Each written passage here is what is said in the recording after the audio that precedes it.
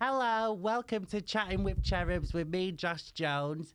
And Morgan Rees. And we've got a lovely, sexy guest. Oh, thank you. Matt Richardson. Hello. Yeah.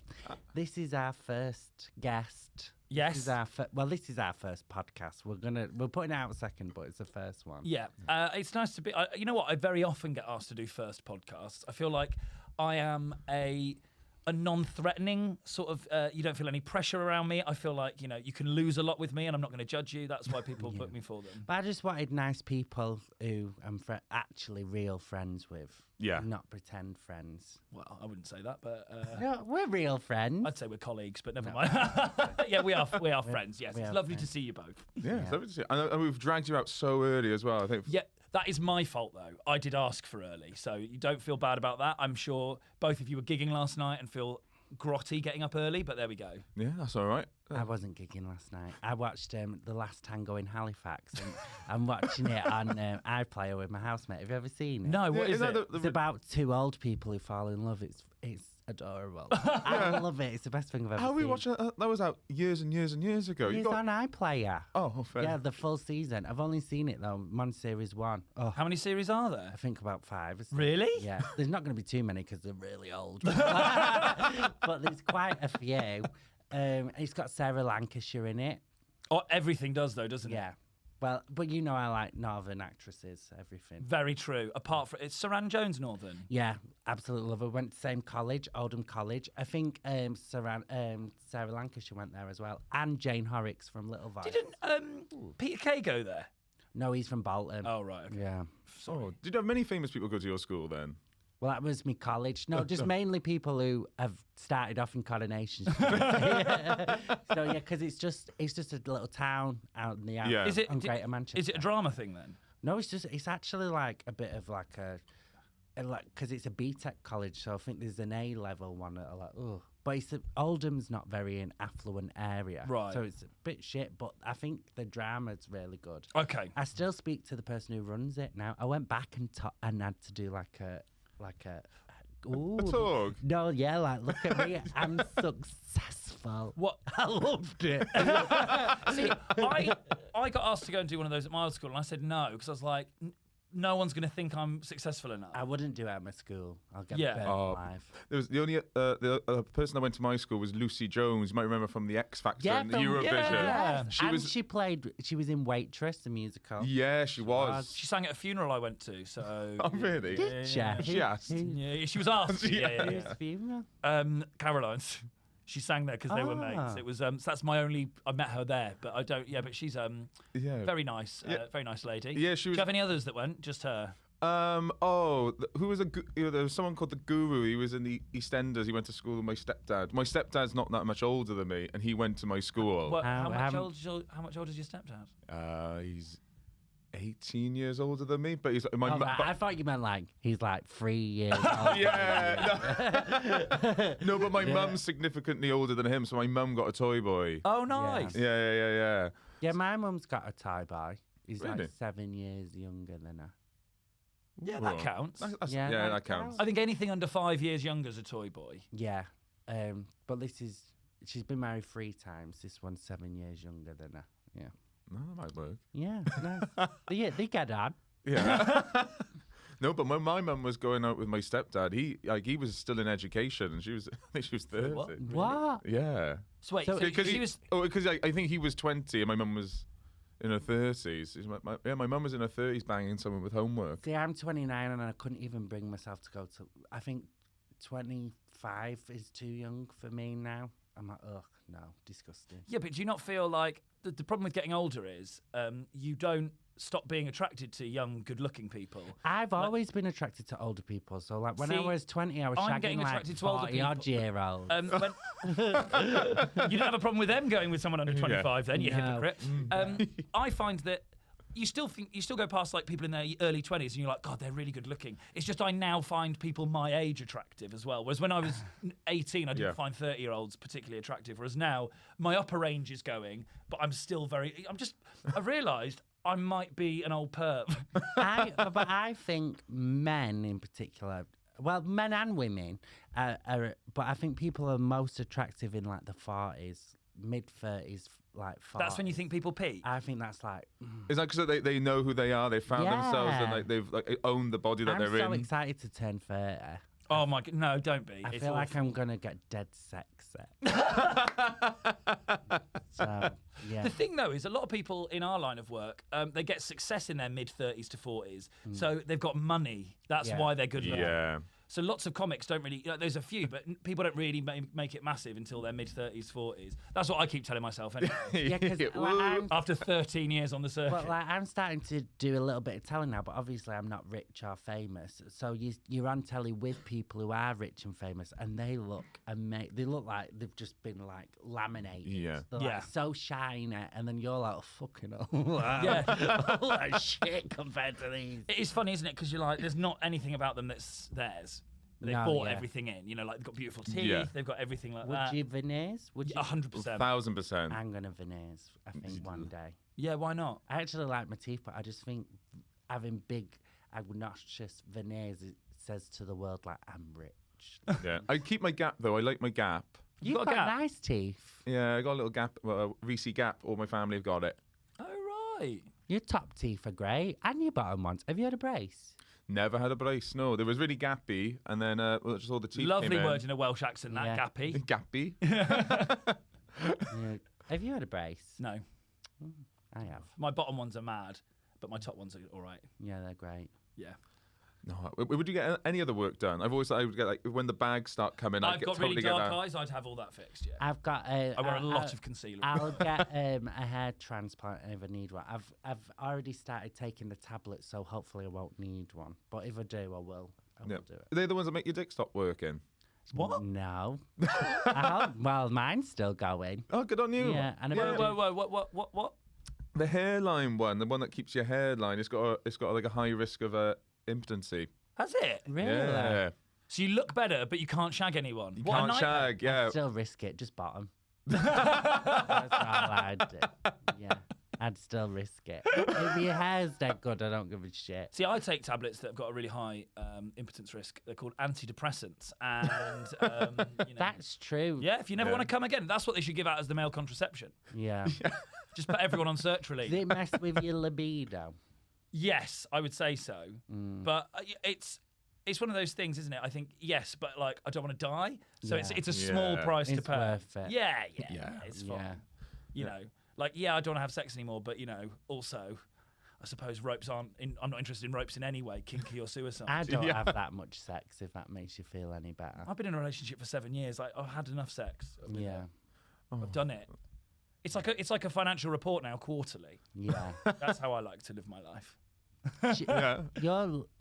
Your partner is gorgeous, though. Partner, girlfriend. Stunning. Am I old enough now that she's my partner? You've been together 7 years. 7 yeah, years. You that's just bought a hot. house Yeah, together. bought a house together, yeah. So that's a partner. Oh. That's a partner in crime. But partner, because the thing is, like, partner just implies that there's no love anymore, doesn't it? Like, this is it sounds so businessy and rubbish. She's really fun. She's great fun. Yeah. She's northern. Oh, wicked. Yeah, I got Love a it. regional person. Yeah. I did it for the grant. It's been really. I've got a lot of arts funding. It kept me going through the pandemic. Is she a model? Yeah. Yeah. When does that not become cool saying I go out with a model?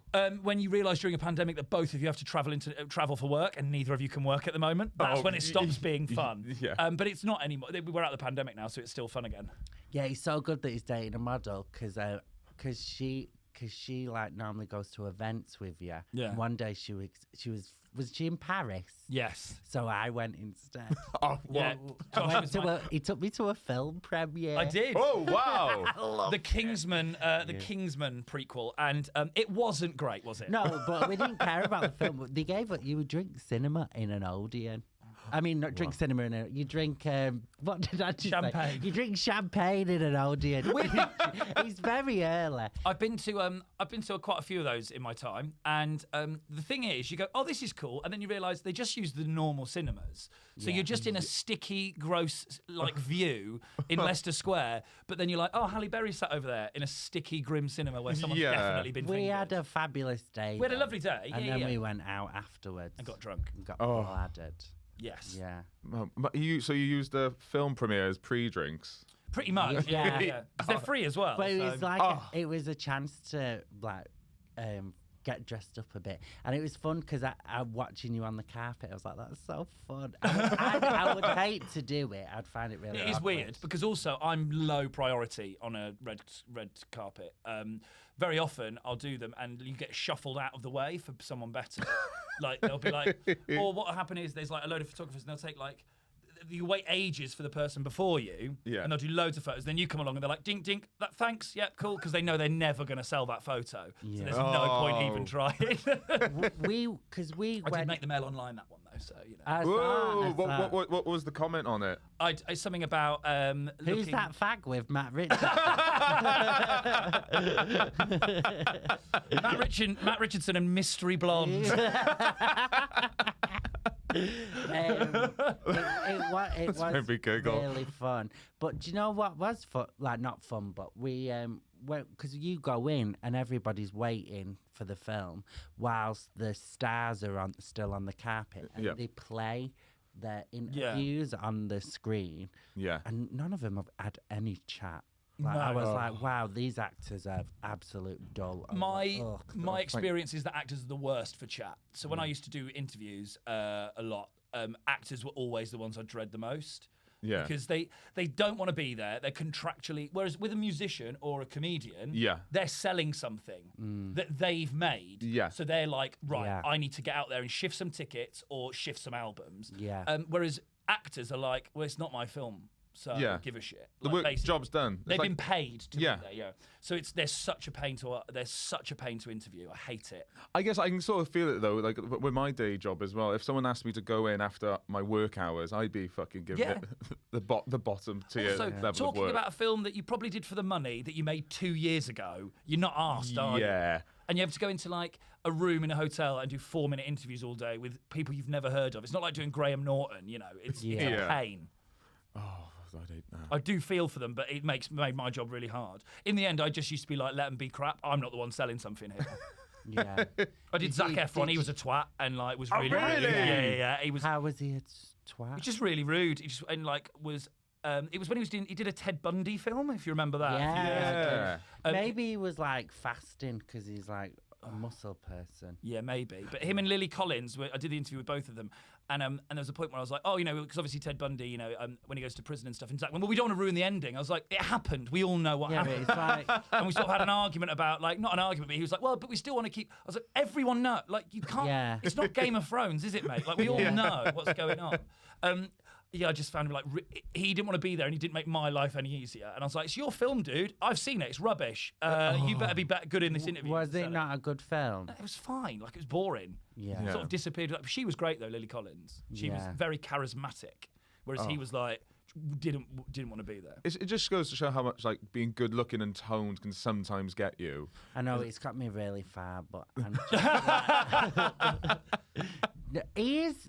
I'm trying to say he is quite talented. He's handsome. He's very handsome. But have you seen he's had work done? Were they real, those images recently? Which ones? The Zac Efron, he's had work done, and he looks absolutely diabolical. Does he really? Yeah, he looks like someone's been punching someone in Madame Tussauds. No. Why would he ruin his face? Exactly, I had no idea. I think they all do. In Hollywood, it's, you know, getting older is the good thing about comedy is you can do comedy at any age. I think if you're an actor and stuff, and you're, you know, trading on the fact you are the best looking. Yeah. When that starts to slide even a little bit, you would, because it's your livelihood, isn't it? 10 minutes ago, we were literally just like, I get me teeth done. But no, no shame. But for me, it's a bit different. The thing is, though, it's really hard to be a good-looking comedian. Like, trust me. But comedians are allowed to be a bit shonky, aren't they? Like, like when comedians get famous. I feel like now though, loads of them are like dressed really good and are dead like cool, and then you're like, oh god, I'm gonna have to dress better. No, I think part of the appeal of a comedian is that they're normal. Whereas, you know, there's a lot of like buff comedians now, which never used to be a thing when I started. Like, who's buff? Are you buff? Well, you go to the gym quite a lot. I've been exercising quite a lot. You've got buff this year. I have got buff this year. Do I feel my muscles? Yeah, I do actually. Okay, let's yeah, no, I really do. Okay. Oh my God, Josh! I know. But I told you, I went. Shocked you up. I went for a jog. I just had a bit of a moment there. I went for a jog this morning at 7 a.m. Who am I? Look at me. I'm a model. I'm Zac Efron. But no, I don't know. I do want to still look good. Yeah. And do comedy. Yeah, I think it like there's some really good looking. Like I think Julian Dean, he's buff and good looking. Mm-hmm. Russell Howard, obviously. Joel Dommett, obviously. But on the circuit now, there's loads of people who are like into their exercise and things. You know. Yeah. I'm not really like muscles. Don't really do it for me. Like. Do you prefer a flabby to a muscle? I don't mind a bit of dad bod. I'm actually bodies don't bother me as long as you're like a good looking version of whatever you are. Do you know what I mean? Like there's loads of different types of bodies don't bother me. I'm more just like that's why I've not been shagging loads because now for some reason my dick has started listening to my heart and I have to like the person. Really? Yeah. Is that a new development? No, like the last year or so. But this last year I've not really. You've not known me. Like, going about. No, but like, that's why you got those arms. I think we should.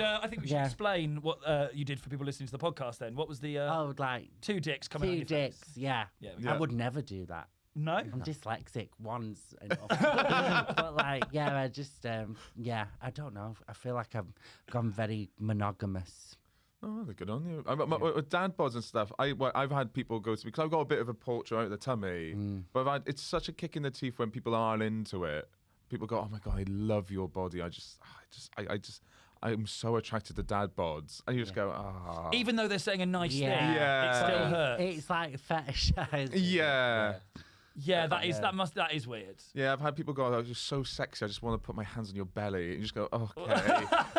Yeah, that's a bit weird. And I was like, please. That's really funny. What? And do they just shake it? Yeah, but a couple of them have. Yeah. No, fuck off. No, as in like. No one's blowing raspberries into me. But what during sex? Or they're like, like when you tit someone up. But they do it. Do people tit people up? I don't check people. No one has ever called it titting someone up. That's why it's called someone up. Like, isn't that one of the bases? Like kissing, titting up, fingering. You feel someone, you don't and then anal.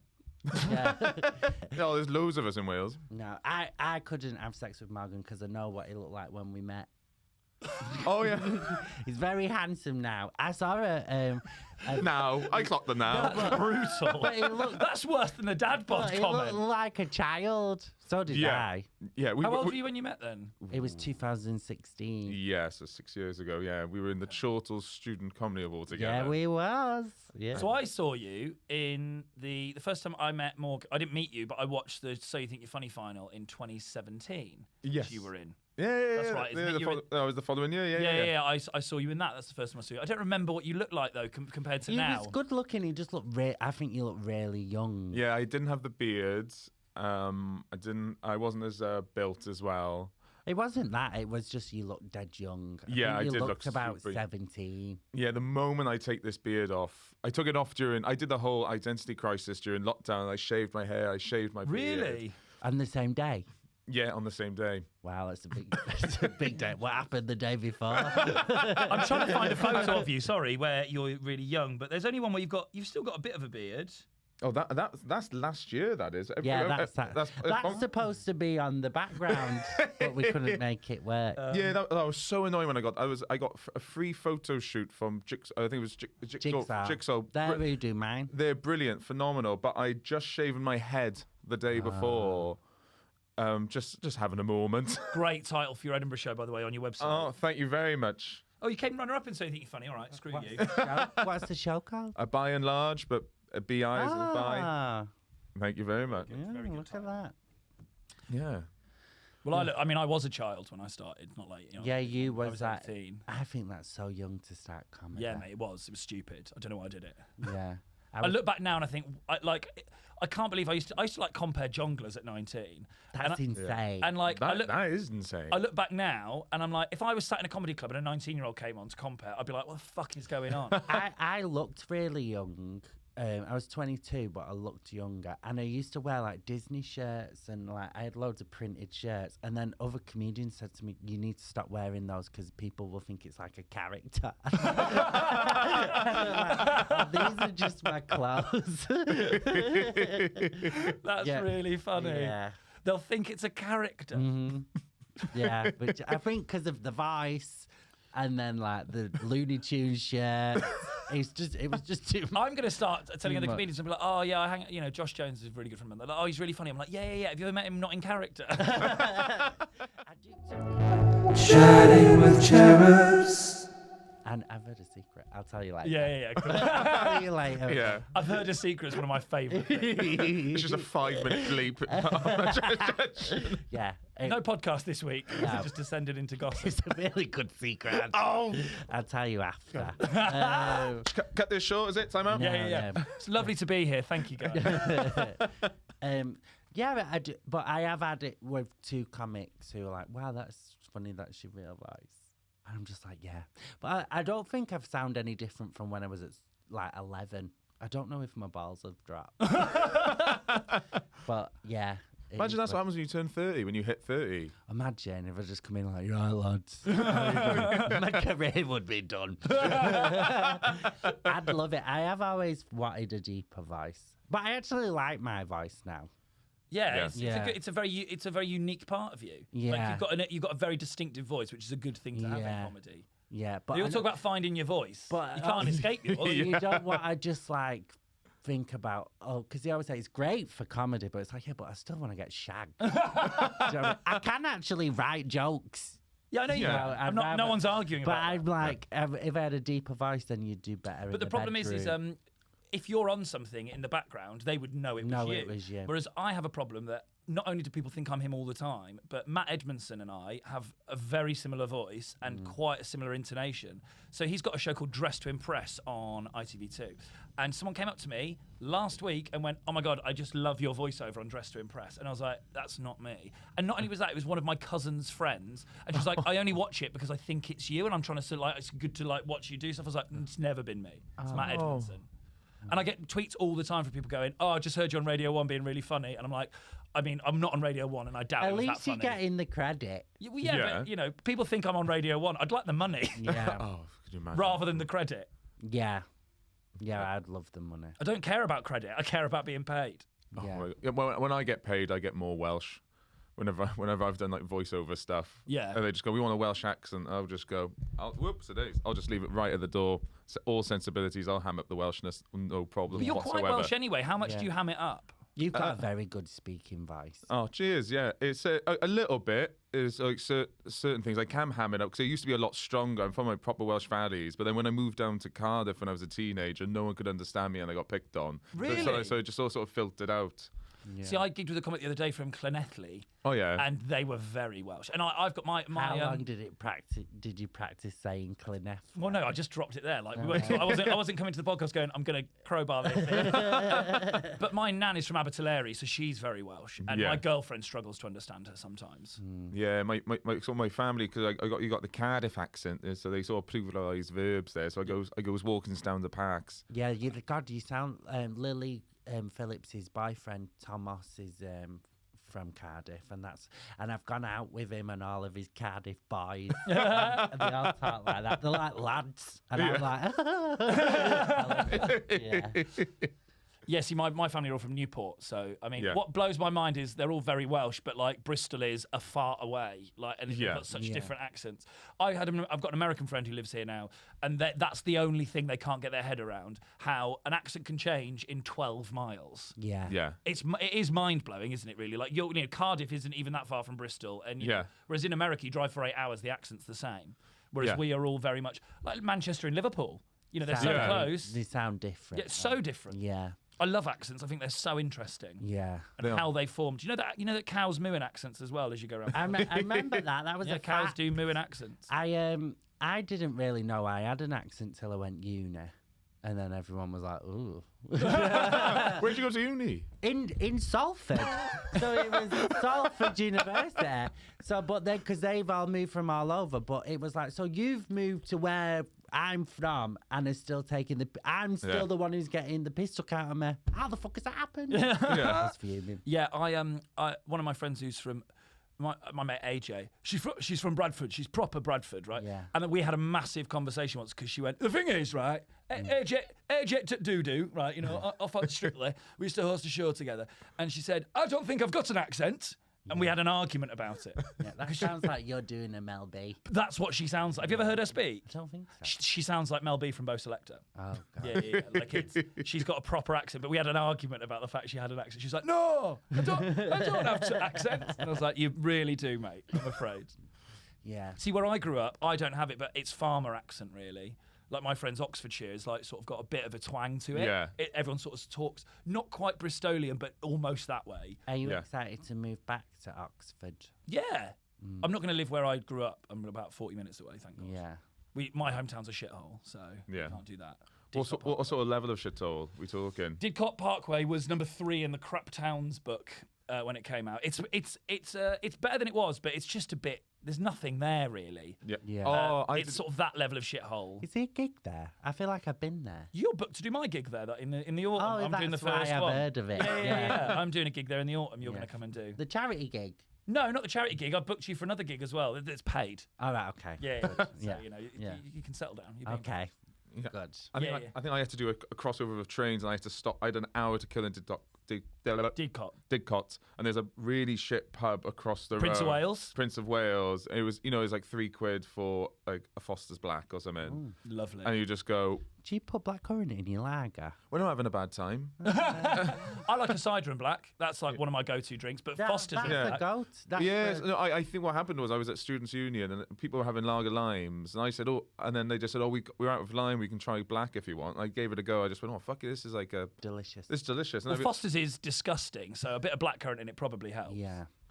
Because like it's with cider, I put blackcurrant. If I go to a pub and they've got shit cider, I'll have a cider and black because it makes it drinkable.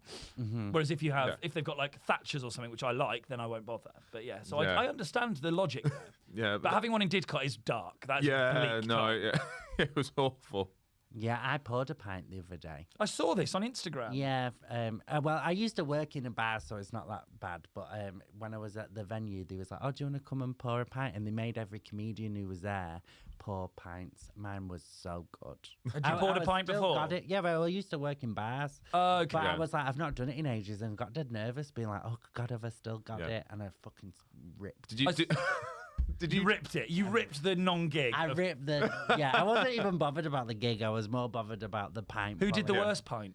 Well, because it was a festival. We was all there at different times. Right. Okay. So I know that Robin Morgan went after me, so I don't know. But I can't. I feel like mine was too hard to beat. I can't even follow him pulling a pint. Yeah, you must have been you must have been a nightmare working in the pubs, like coming off shift, being like, "Follow that, dickhead."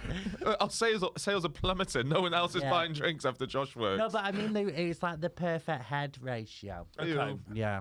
What were you pouring, and B, who drank it? I don't know. I think it was like a Welsh beer because I've never heard of it. So I said, "Oh, I'll do that one." So I even put myself out of my comfort zone. In a room you didn't know, pouring a pint you'd never heard of. That's the true skill of a professional. And then I gave it to the bar staff, the bar woman. Oh, nice. Was that in the venue you're doing your show in? Yes. Okay. At McCluncliffe. Yeah. Yeah. See, I did it years ago. It's very alternative as a festival. It's very cool. It's a great festival. I felt like I was basically Bernard Manning when I did it because I was like the most mainstream person there. I think it worked. It was nice. But yeah, have you done it? No, I think I'm the only Welsh act that's never done or booked for McConfleth, I think. Oh, really? Yeah, what I've done to annoy them, I have no idea. Try and do it next year. I was booked to do it 2019, and the world had a little spin, and I went, still on again for this year? They just went, who? Yeah. Oh, no. Yeah. It is a nice Well, one. I had a lovely time. It's a nice one, but I would say the gigs are too nice. So you've not missed anything because you go in with an hour and you go, I've got an hour and 20. Whereas actually you don't. Then you go and do some previews in June and you go, oh, I've got nothing. Yeah. The audiences are really nice, which is good because you need this boost 3 months before Edinburgh Fringe. Yeah, but then is this your first Fringe? Your First hour, yeah. Yeah. First hour as well? Yeah, but I've completely just wrote it all new, basically. I was not doing what I was doing in 2020. Really? Yeah, God, because I'm still doing things I was doing in 2014. no, but I mean, like, I'm doing some of my club set that I was doing then. Yeah. But like, I was gonna do a proper Edinburgh show with like a narrative and like da da da da, you know. And now I'm just with like a sad bit, and now I'm just doing an hour of comedy. Which I think is, I mean, that's my opinion, is those are shows I enjoy most in Edinburgh. Yeah, and that's the show I'm doing. I think. Yeah. I don't want people who are disguising the fact they haven't written an hour by doing 30 minutes of interesting stuff. I think it's good when you like. I think sometimes I'm like, oh, that was good to watch, but I'm just like, that's just not my vibe. No. And as well, like stick to your strengths. I can smash clubs, so I'll just do club comedy.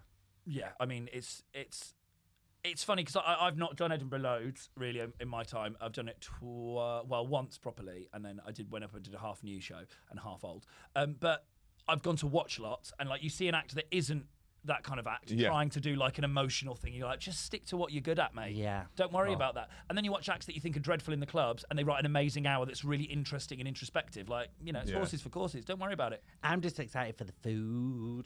I love the food at the Edinburgh Fringe Festival. And I walk up Half-Sea every other day. Do you? So the big mountain. Every other day? Every other day I walk up it without... Every fringe I've been to, I go up it every other day to make... Sometimes I do it 3 days in a trot. But I just make sure that I've done it like 3 or 4 times a week minimum. Really? Yeah, in the morning. Just gets my head together. Oh, that's a wicked thing. I joined the Pure Gym up there, though I forgot to cancel the membership. 1 year, I spent 350 quid for a gym I didn't go to for a year and a half. That was 450 miles away. Yeah. That's really. And Why didn't you just change? I was absolutely livid. That's such a comedian thing as well, to forget that. Like, oh my God, that's so disorganized.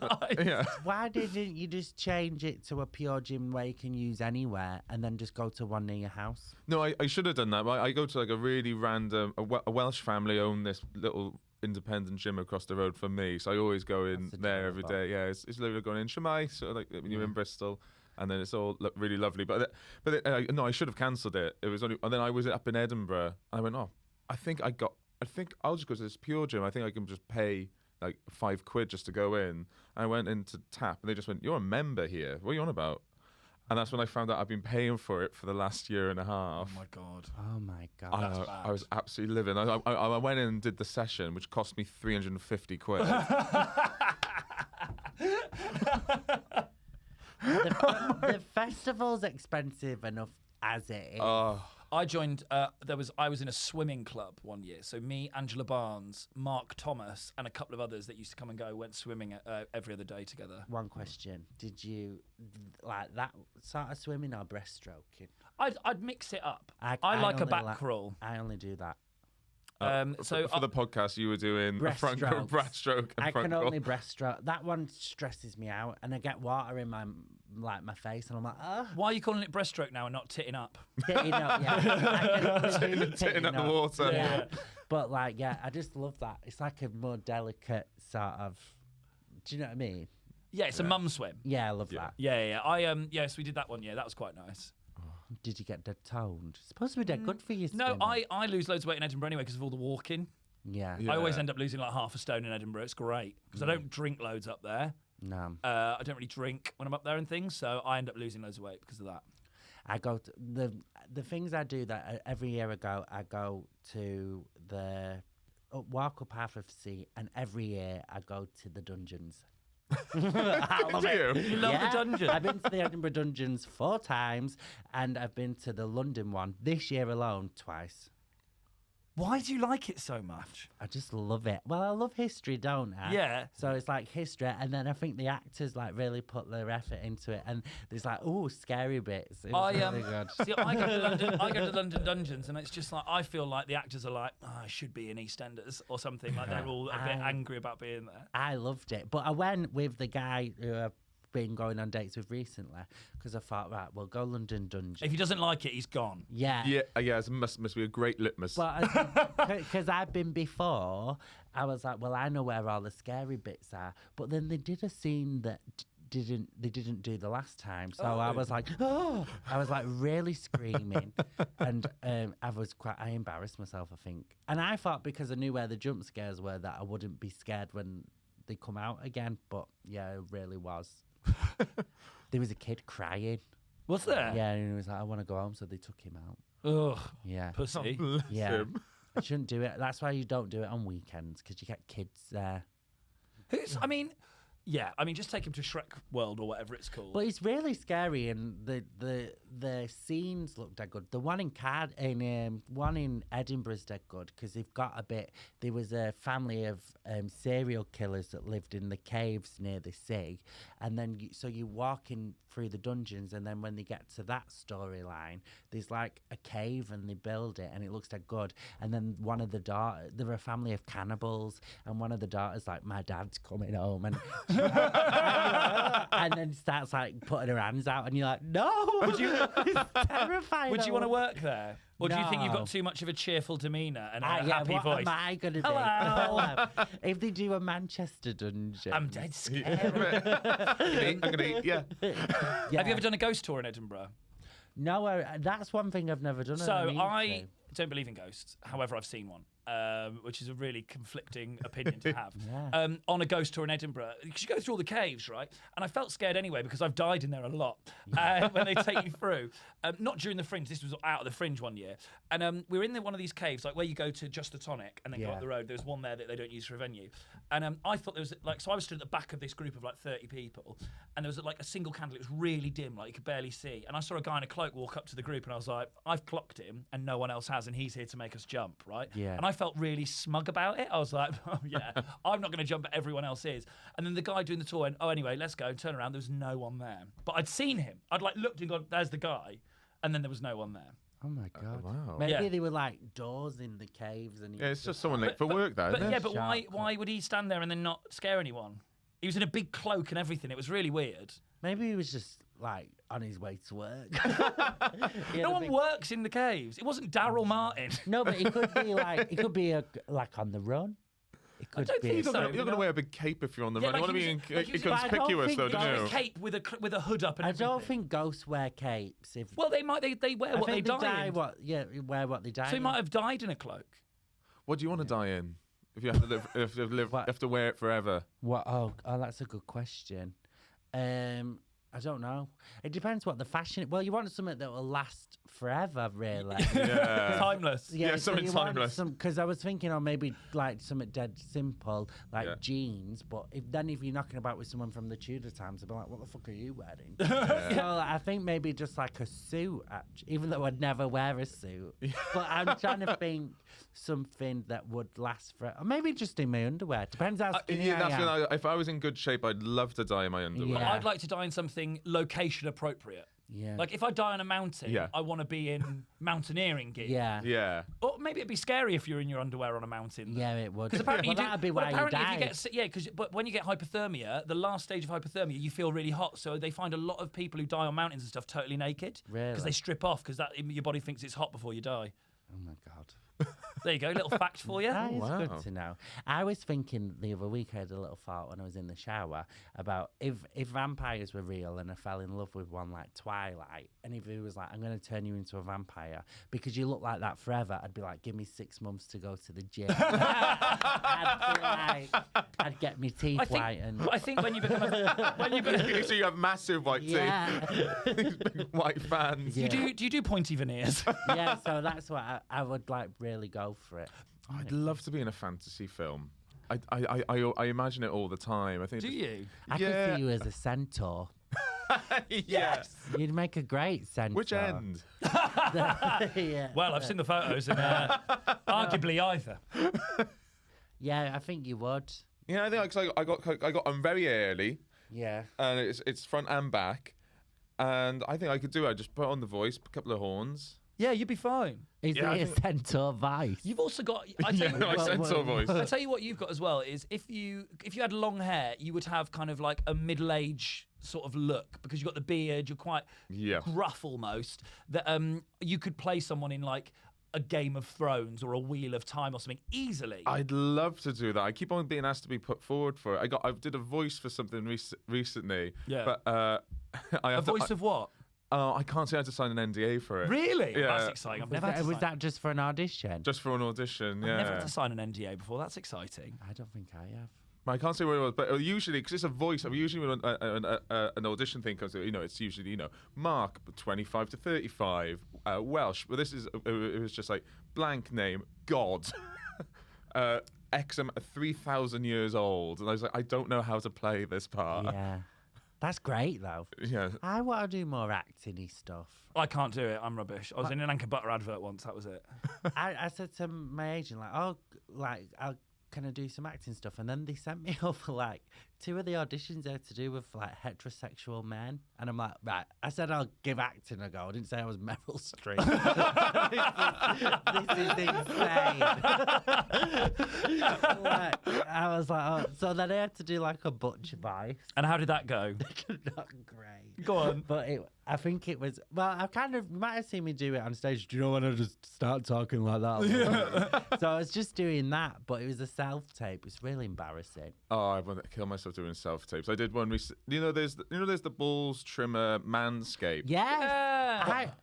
They sponsor everything. I've been using them for years. Yeah. They sponsor everything. I do my bumhole with it. Does it work? Yeah, I put a mirror on the floor and squat over it and then do my whole bumhole, and my balls. Yeah, it's great. What does that? You take the mirror off the wall? Is that just another mirror? I take the mirror off the wall because I've got wooden floor, so I can just sweep it up that easy. And then I just put my wall mirror on the floor, squat over it, and then do my bumhole. So whenever someone looks in the mirror, that's either... I clean the mirror afterwards. It's just arse hair on it. No, I clean the mirror afterwards. And as well, because I do it at least once a week, so it's never long. It's it should never be long. No, but it's never proper pubic. I've got I don't think I've... I'm naturally really hairy, though. I've got I've got a hairy bumhole. We've all got hairy bumholes, but I don't. Literally shaved it yesterday.